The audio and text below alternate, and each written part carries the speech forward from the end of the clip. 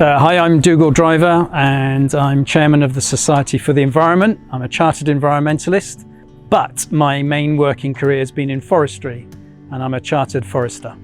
I became a chartered environmentalist, an environmental professional, because in the forestry world, we know trees and woods and we know timber and we know how to look after land, etc. But I was interested in the wider environmental side of things, and so working with others from other disciplines, getting to know specialists in other areas was really important. And the Society for the Environment was a perfect place to do that. My main work at the moment is as the Chief Executive of Grown in Britain, and Grown in Britain is a certification scheme for British trees, woods and forests, the forest products. You might be familiar, for example, on food, things like red tractor, which indicate sustainable, legal and provenance. And that's what we do with Grown in Britain. This logo goes onto products like the timber we can see here in this sawmill. And we verify that it's come from British woodlands that have been managed sustainably and legally. The most amazing thing, apart from being outside in trees, woods and forests, which actually doesn't happen very often. I feel fortunate to be in a sawmill yard today, where a place I love to be. It's actually the people and the networks across the supply chain, because working in the woods, you get to know foresters and you get to know landowners. You come to a sawmill, which takes the logs from those woodlands, and you get to know sawmills and people who turn those trees into boards and fantastic things that then joiners and carpenters can make into furniture. And I'm lucky enough in Grown in Britain to be able to go and see furniture being made and work with furniture makers and house builders and people who make all kinds of things out of wood. So the best bit is working right the way across that supply chain.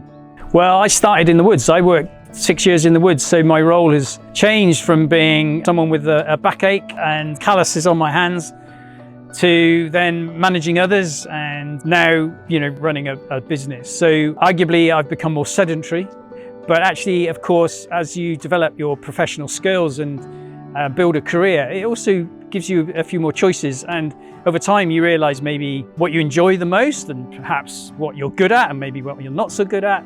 So, that ability to adapt now at my stage of my career and do the things perhaps I do best is a pretty good place to be.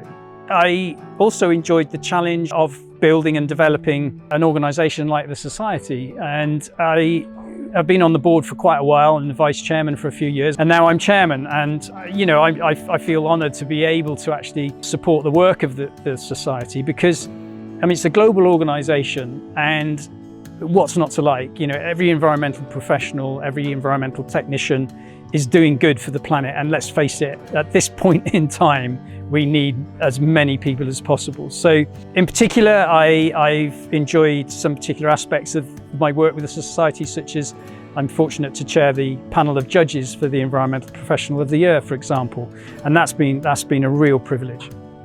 So I registered as an environmental professional with the Society because I felt that my forestry world was a little bit self-contained. And so I wanted to learn about other disciplines and also take what I knew from the forestry world and explain that to others as well. So yes, it's important to have, recognition and a professional qualification on top of the ones that I already had, if you like, that was in my direct working professional life.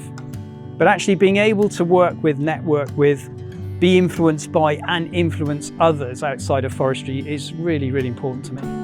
It means a lot to be a chartered environmentalist, because it's recognition, it's professional recognition across disciplines, because being a chartered forester or a chartered surveyor or a chartered engineer, yes, you have your home within your home discipline and maybe it's very understood what you do. But you could go anywhere in the world and you could talk to any organisation, perhaps in a job interview or being interviewed, like this for a magazine, and you could say you're a chartered environmentalist, and you're equal with all other who have that qualification, no matter what your base discipline is. So that's a really neat part of being a chartered environmentalist, I think, is that you actually are on an equal and a par with anyone else globally who has the same qualification. Not sure I'm the best person to give advice for applying for registration, but if I was to give some advice, I would always err on the side of evidence and science-based evidence around, how you go about looking at learning aspects and how you absorb information.